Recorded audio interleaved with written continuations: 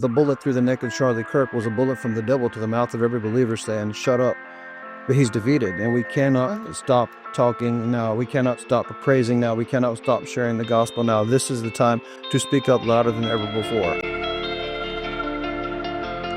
Today, I wanted to talk with you a little bit about worship because this past Wednesday was a really heavy Wednesday. We just suffered a national loss of Charlie Kirk. And all of a sudden, we find ourselves in here in church. And so I wanted to talk with you a little bit about, worship after tragedy, especially lead. Sure. Well, so Wednesday is interesting because everybody knew. It used to not be that way because news moved slower. But any given Sunday, Saturday, Wednesday, whenever we come together, somebody is going through something. There's always tragedy. And I think a lot of the power of what we do is being able to, as a body of Christ, come around whoever is suffering and lift them up. But the challenge with a day like Wednesday is when everybody's suffering. Yeah. When everybody's suffering. And that's a real challenge. And I think it requires more pastoring, that side of it. You have to, there's beauty. The reason we forsake not assembling together is because, we're carrying one another's burdens. We're shouldering things, and there's a lot of agreement when 2 or 3 are gathered. But when they're all gathered and nobody in our flesh has the answer, that's when the Lord can really shine through. And that requires a very pastoral approach. I think you did a great job with that on Wednesday. But Thank you. In general, we don't think about it. We think we're just coming into worship, but we're always ministering to tragedy. Every time. There's somebody tonight who's going to walk in through the door and has going to just got the worst long call of their life. Or, they've got something going on that we're completely oblivious to, but it's their tragedy. But everybody around them will carry them through it. And the time when we're all down, it's particularly challenging. Yeah. And that's such a good point because everybody's got something that they're going through. And, it's all relative. Sometimes somebody's stubbed their toe and it's ruined their day. Right. And so you have different levels of things that people are going through, but it's not any less important to them. Right. What they are going through. They know that they are going through it and they have the same Savior. Yes. To help them through it. And I think that's one of the biggest things that I think that we lose sight of anytime something like this happens is that it's still the same ancient devil. Yes. That was defeated on a cross. Right. And so anytime there's death, anytime there's tragedy, death lost its sting. Right. But we do still, while we're here on earth, we mourn the loss because it's costly in God's eyes. Yeah. Precious in the eyes of God are the death of his saints, and it cost him. That word precious means costly. Right. So it costs something. And I remember years ago with 2001, September 11th, 2001, and even before that with the Columbine shooting. I know we're similar in age. Do you remember any of that? Were you in worship services around tragedies and things going on? We come from different backgrounds. In some respects, I was in public school during Columbine, and there was a lot of terror among a lot of people, and then there were some that just we knew God had us. We didn't have the theology to explain all that back then, but yeah, we just knew. We probably said it wrong. We probably said God is in control and it's going to be okay, which is not accurate. But when you're 16, 17, that's the faith you have, and that's the one that you walk with through a moment like that.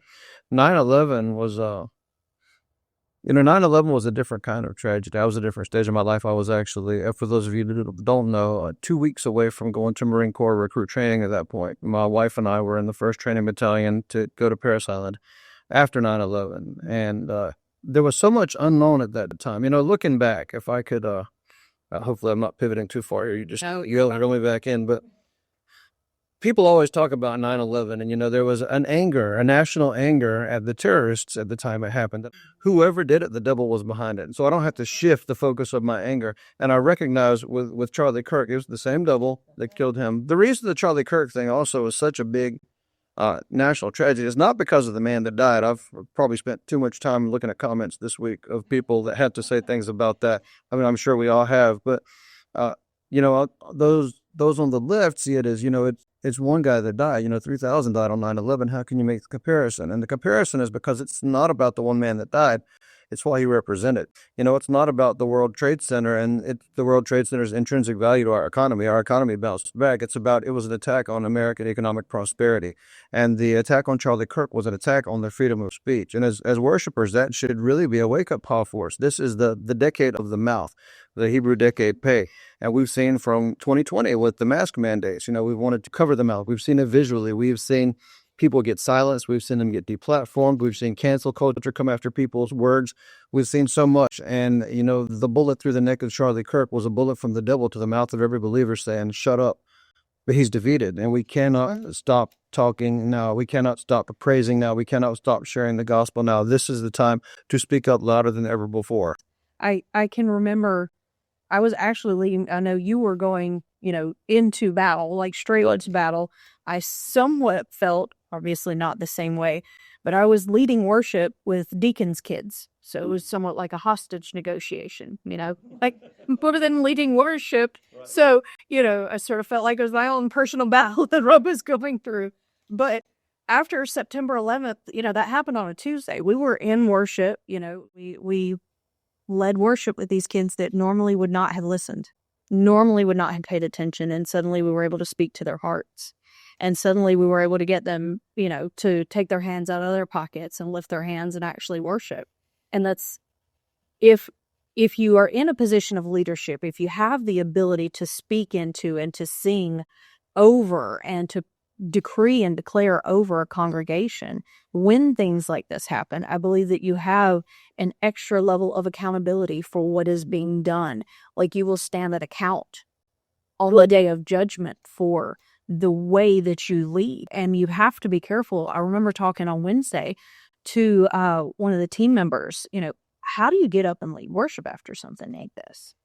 And just to your point of, that shot that where it hit was aimed, at silence. Right. It was trying to silence. And I told him, if we are silent and if we allow this to bring us into such a place of mourning that we can't operate, then our flesh is trapping us. And, we are not just flesh. We are body, soul, and spirit. And so we have to operate the way that God needs us to operate in a moment like this. Because again, mantles don't leave the earth, and costly in the eyes of God are the death of his saints. So when that happened, when 9/11 happened, I did not want, because we had spent an entire day that Tuesday, the towers were hit. And then we watched as building after building was hit, after person was leaping out of burning buildings. Right. And we watched it all day long. I did not want to, as a teenager, I did not want to go in and lead worship that night, but it was one of the most pivotal moments in my life. It was one of the most anchoring points, because it was at a point in time where I could have gone in one direction or the other. And I was like, no, I know this is what I'm called to do.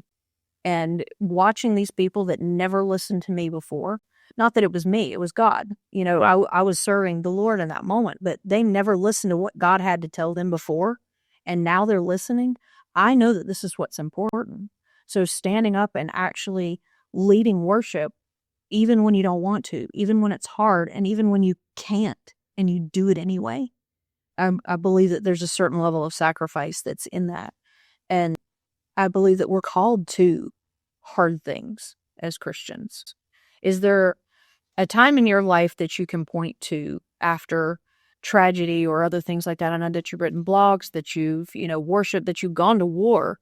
Are there things that you can speak to that have been anchor points for your faith that maybe somebody else would have lived it out a whole lot different, but because of your faith, you were able to behave differently, act differently, see things differently? I'm sure there are. I don't have those cataloged and ready to go. Sure. I will say this: tragedy has a way of, you might say it's refocusing one's priorities, but maybe a better way is it strips away all the junk that doesn't matter. Ecclesiastes says God has placed eternity in the hearts of men, but we see a world all around us that's just ignoring it, and they're, marching blindly in many cases to their own peril. Or 9/11 is a great example of this. Where everybody went? Let's see. That means the 9th was on Sunday, where everybody went September 16th. Yeah. They went to church. Most of them went to church on September 12th. The churches had been there the whole time. The people had been there the whole time. Eternity was in their hearts the whole time, but they had numbed it. They had distracted it with busyness, with financial gain, with all sort of selfish pursuits. And when all of a sudden they were faced with that tragedy, it stripped bare all the things that didn't matter and reminded them, people would say, of their own mortality. And that's probably true to some degree, but reminded them of what matters most. And that's their relationship with the Lord. And I think they're anchor points. And you can go, as you said, one way or the other. There are people that would get very angry that something like that happened and turn their back on God. But what it does is it really just reveals your priorities. It lays bare everything that's a distraction. So with that, yes, of course, I've had times like that in my life, times of personal tragedy. As a man, I think they're not always the big moments that everybody sees when you're dealing with tragedy. It's not, the loss of a friend or loved one. Those affect you. Of course they do. But it's we all have the end of our rope.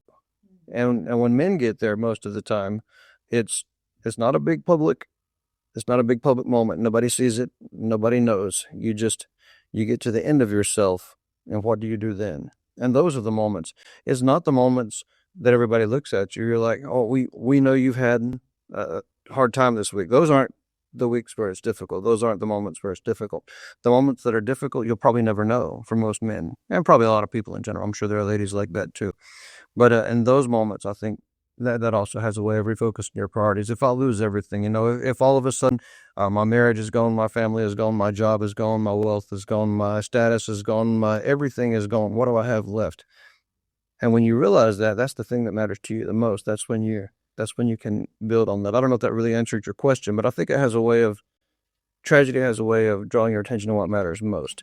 And as worshipers, that's a great time to connect with people as leaders of worship, because when they're not focused on themselves anymore, they're able to focus on God. And you can do they're terrible times in many ways, and they're difficult to lead.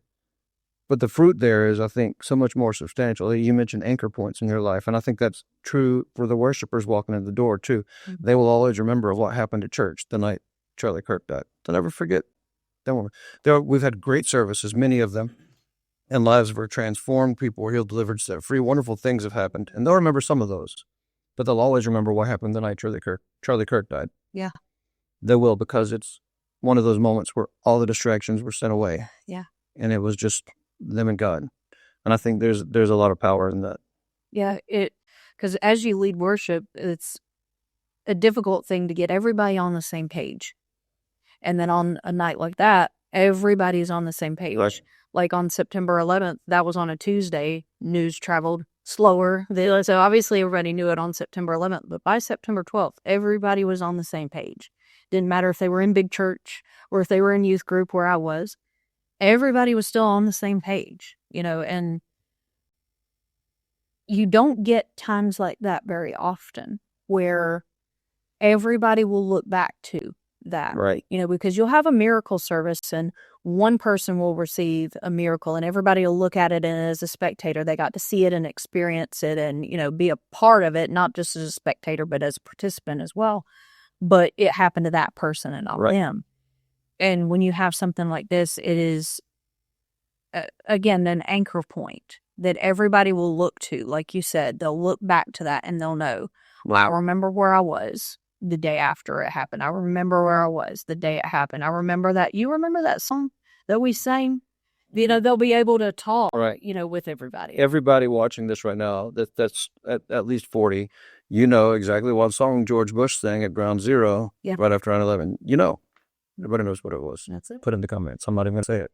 All the young people can learn from the comments. But everybody knows. Yeah. Right? There's no guessing what it was. And we all know what became the most popular song in the country in the weeks following 9/11. We all have that because it was such a pivotal moment. I do wonder, and this may or may not be related to worship, but I'd like to get your thoughts on it. We've had so many national tragedies. Some of them seem to shift us towards God, and some of them do not.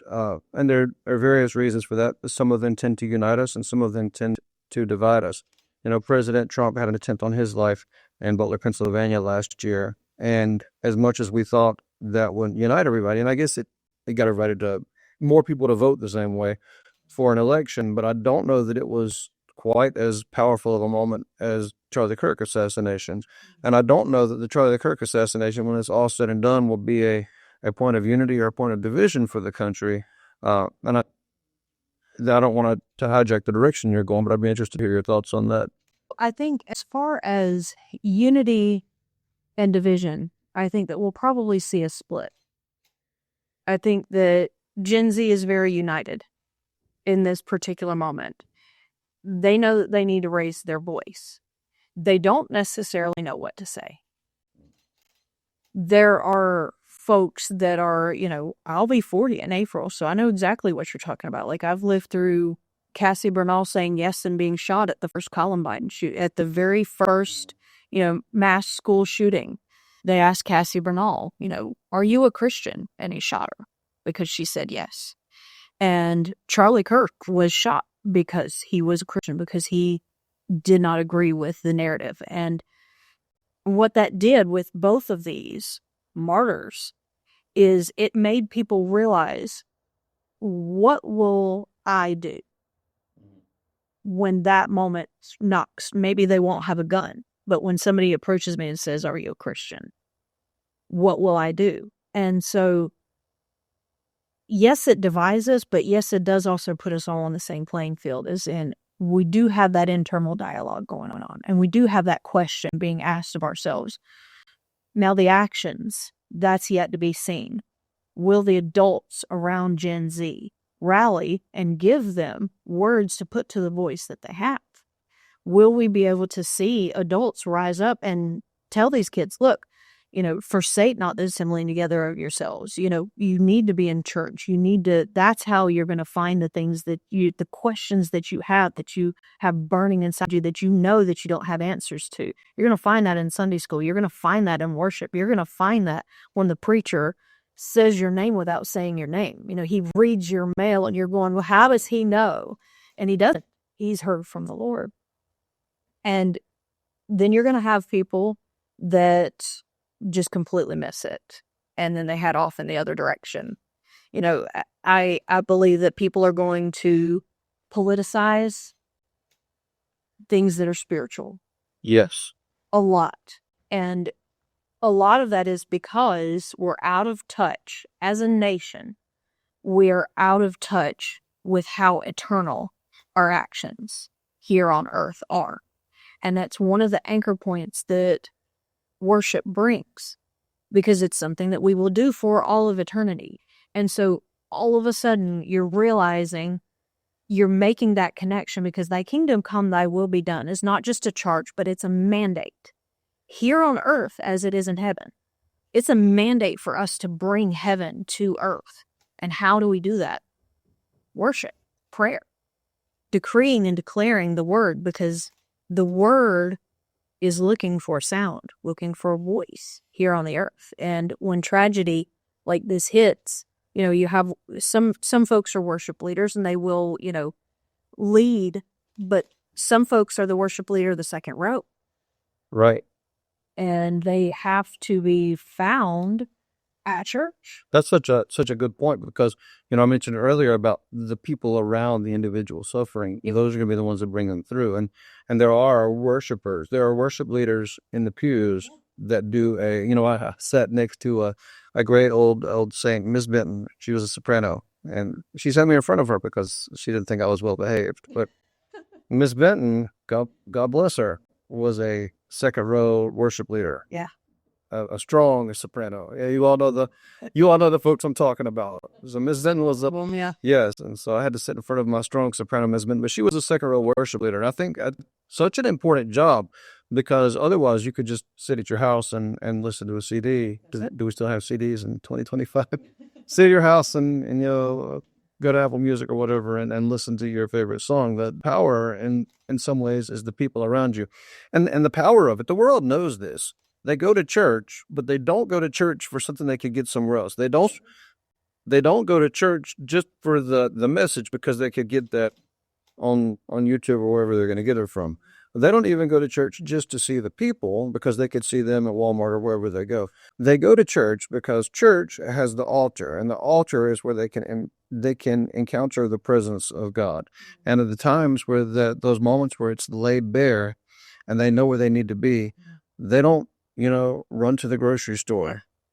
They don't run to the gas station. They don't run to the club. They go into the house of the Lord because they know that their Heavenly Father is there, and they're wanting something different. And so I think in those moments, yes, you meet the immediate need, but to be able to take them into the presence of the one whose perfect love can heal them, can dry up every tear, and offers the peace that passes all understanding, they know that's what they're there for. They may not be able to articulate it, but a lot of times that's what they're coming in for. And the reality of that, and we've all been in those worship moments that just, you are taken out of this world and into the presence of God, and nothing on this side matters anymore. All that matters is being in His presence and delighting in His gaze and His goodness and His glory, and just those are the times that the world desperately wants, and they numb themselves with so many other things so often. But then when tragedy hits, there's a void there. They can't fill anywhere else. They can't fill it through reading their word because they're not doing it in an inspired enough fashion. They can't fill it through prayer because the relationship's not there. They can't fill it through listening to the word because it doesn't have the connection. They do it through worship, and they do it through worship in the house of God. And I don't think there's any substitute for that. I don't know if that's theologically accurate. Maybe I'll go back and watch this later. I'd be like, what were you talking about? But I sincerely believe that. I really believe there's nothing else. There are Christian disciplines that they can and should be doing. And for the mature believer, you can get that same thing through studying the word, through your time in prayer with the Lord, through fasting. That you can get that in a lot of ways. But for those who are in the world, who are numbing themselves against God, when little kids get hurt, they don't run out into the street to look for another car to hit them. They don't run, stick their head in the mailbox to see what's going on. They run to their parents because that's where love is. And when the world has the same thing, there's an innate knowing that they cannot silence, they cannot subdue, that says, run to the Father. And they do that by coming to the house of God. Yeah, and what are they going to find? Right. That's been the biggest thing, because I believe that as a nation, we've been in a September 12th, 2001 moment for almost a year, Matt. Like, what are we going to do with that day after tragedy when everyone's united and they run to the church? What are they going to find? And my concern at this point is, what are we doing with what we are given? Because the devil has overplayed his hand. Oh, yeah. He has big time overplayed his hand. I'm sure that he's regretting what happened. And there is an opportunity. What the devil meant for evil, God will use for His glory. And when they come in, what are they going to find? I say a church alive is worth the drive. I've said that many times. So are they driving to your church or from your church? A great way of putting it. Yes. Because, as worshipers, we are the ones that set the tone before the pastor ever gets the chance to come up there. Are we chasing them off, or are we leading them? Are we setting it up to a point where the pastor can take the baton and run even further with it and bring them up from glory to glory? Or are we fumbling and then handing them off something messy? I think wrapped up in that is the even more fundamental question: are we welcoming them into the presence of God? Yeah. And if we are, He could do everything else. We just, and a lot of that has to do with, are we in the presence of God? If we're coming in and trying to just do what we do musically, it's going to fall short. It's going to fall short. You're not playing an instrument well does not equal the presence of God. That's right. It does not. It's a heart issue. It's a worship issue. Is there skill involved? I can almost say there's not skill involved, because there are some people that are terrible that can get into the presence of God. True. And once they do, He'll grace them and they start to sound better, right? But that to me, I think is, now, if you're in the presence of God, the pastor could come up and preach, no problem. No issue there. If you're in the presence of God, all the rest of the stuff will flow where it's supposed to be. It will. But being able to welcome them, and you can't force anybody there, but you've got to be able to make the table right now. set the table and get everything ready so they could just walk in and sit down in the presence of God. And I think you do a great job of that. I think our team does a great job of that. But because we're in the presence of God, it's not the kind of thing that you can just, manufacture, Right. because obviously the bright lights are on, and so now we'll just flip a switch, and I don't know what that would look like. I'm sure somebody's tried. I don't know what that would look like, but it requires an authentic relationship with God. You cannot lead somebody where you have not gone and where you're not headed. Yeah. If you're not already in the presence of God, you can't bring anybody else there with you. You can only take them where you are. And I think you do a good job of that. And I think that probably at the end of the day is the most important thing when ministering to people in tragedy. Yes, there's a human connection that you may have to make on the way there, but they didn't come here to hear our eloquent words. They didn't come here to hear how well we play an instrument. They didn't come here to hear how well the preacher reads the scripture. They came for an encounter with their Heavenly Father so he can wrap his arms around them and give them the peace they so desperately need. And that can only happen in his presence, and that can only happen when the worship is inviting them into his presence. And so I'd say in times of national tragedy, probably, and I may look back and regret this too, but probably the worship leader is one of the most important jobs in the church at that moment, because you get them before the pastor has a chance to, and either they're in the presence of God and ready to receive, or they're like, I should have just gone home and drank. Why did I come here? Wow. I never really thought about it that way. I don't know this. Yeah. They've encountered the devil, the ancient devil. They need to encounter the Ancient of Days. Yes. So in that moment where he's trying to separate them from, all of reality, that he has been doing this for a long time and he is defeated, and he's trying to put himself forefront. Right. You're bringing them before the Ancient of Days that defeated him a long time ago. Right. It reminds me of the parable of the talents, because you touched on, somebody doesn't necessarily have a whole lot of, skill, but God can still move through them. Now, I believe that that's temporary if they're not willing to try to develop that. When that grace will be, removed. If you're not even going to try, it's only going to last for so long. But if you're genuinely seeking the Lord, you will try. Exactly. If you're genuinely seeking and going after the Lord, the parable of the talents is a stark reminder of what we as worshipers are called to. If we are a guitarist, if we're a bassist, drummer, vocalist, pianist, any of these, we are given ability, yes, opportunity sometimes, but are we making the best out of those? And I didn't look at the guy with the least amount of talents and say, why didn't you give me back the most? He said, why did you bury it? Right. Are we burying it because we didn't get the opportunities that somebody else did? And it reminds me of the cost too. It's not just an optional, I can play an instrument, therefore I should do this. No, if the Lord entrusts you with that, he's expecting you to do something with it. Yeah. And if you bury it, it's not just that's sad and move on. No, there's some pretty stark consequences for that. So use what the Lord gave you to. Yeah, because if you go on CCLI or wherever you're trying to find all of your worship stuff from, if you go on there and you're just downloading all the stuff that the big name churches are doing and just singing that, and you're never singing what you have had downloaded to you from heaven. Right. If you're never offering that to the Lord, then is that, wasting your talents and burying it? That's a good question. Because, you want to be just like all these big churches and, respond to the big tragedy like, some big church would. But maybe you're not a big church. Maybe God's needing to speak to, I've heard Pastor Allen mention before, what if the divided kingdom, Israel and Judah, had YouTube? All of a sudden their prophets, for Israel are now being listened to in Judah, and these are very different prophets. They are. Yeah. What if we're singing the wrong song for the, right, for the house that we're placed in?